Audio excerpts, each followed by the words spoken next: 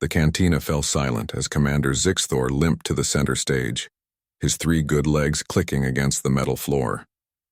The fourth hung useless, a memento from the Terran campaign.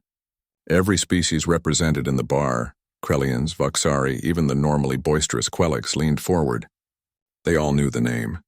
They all knew what it meant to have survived contact with them. You want to know about the humans? Zixthor's translator crackled with something that might have been a bitter laugh.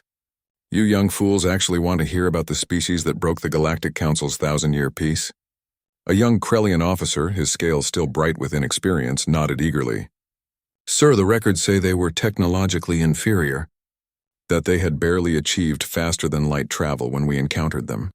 How could such primitives— Zixthor's optical cluster darkened. That word cost us 17 battle fleets and 4 billion souls. He settled onto a resting platform, his damaged leg giving a mechanical whir. I was there at first contact. Glorious day, we thought. Another species to uplift, to guide into the galactic community. We detected their signals, their crude broadcasts of entertainment and information. We watched them. We studied them. And we made our greatest mistake. We judged them.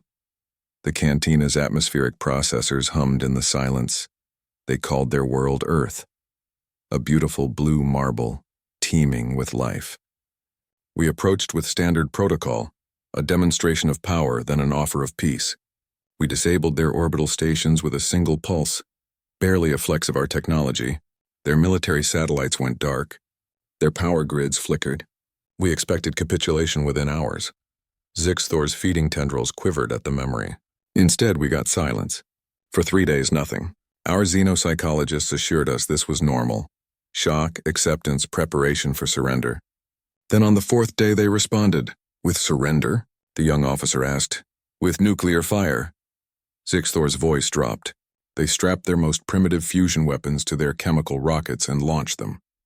Thousands of them. We destroyed most, of course, but they learned from each failure, adapted, evolved their tactics in real time. By the 2nd week, they were using their own disabled satellites as shrapnel, creating debris fields that our sensors read as background noise until it was too late.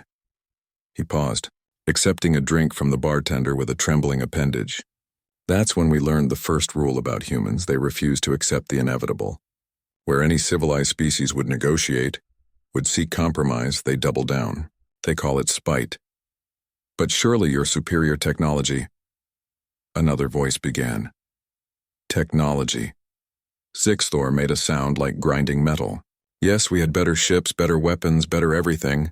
And they had something we hadn't seen in warfare for millennia: creativity born from desperation. They turned their entertainment satellites into kinetic weapons.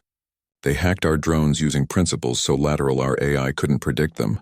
One human commander sacrificed an entire colony, his own people, to lure our fleet into a stellar radiation burst. 15,000 souls, human and Krellian both, incinerated in seconds. And when we intercepted their communications afterward, do you know what that commander said? The cantina waited. Worth it. 2 words. That's all. No remorse. No hesitation. Worth it. Because he'd destroyed 3 of our dreadnoughts. Zixthor's optical cluster swept across the room. We called them primitives, but they had something we'd engineered out of our species millennia ago. They had never forgotten how to wage total war. Every human was a potential combatant. Their younglings assembled supply packages. Their elders grew food for the war effort. Their artists made propaganda that stirred their entire species into a frenzy. They weren't just fighting with their military. They were fighting with their entire civilization's soul. I was there at the Battle of Proxima. He continued, his voice growing softer. We had them surrounded. 10-to-1 odds. Victory was certain. Then they did something that still haunts my hibernation cycles. They sang. Someone whispered. As they died. As their ships broke apart and their atmosphere vented into space, they transmitted music. Battle hymns from their ancient wars. Songs of defiance and loss and rage. And in that moment I understood, we weren't fighting soldiers. We were fighting a species that had romanticized warfare, that had spent 10,000 years of their evolution perfecting the art of killing each other, and had just now turned that expertise outward. Zixthor finished his drink. We won that battle, destroyed their fleet, celebrated our victory. Then their reinforcements arrived, a fleet built in secret in their asteroid belt, constructed in 3 months what should have taken us 3 years. Every ship crewed by volunteers. Volunteers begging for the chance to die fighting us. The Council sued for peace after Proxima. Not because we'd lost, we were still winning by every metric that mattered, but because our projections showed that defeating humanity would require exterminating them completely. Every single one. And even then, we weren't certain we could do it before they developed something that would take us with them. The young Krellian officer's scales had paled.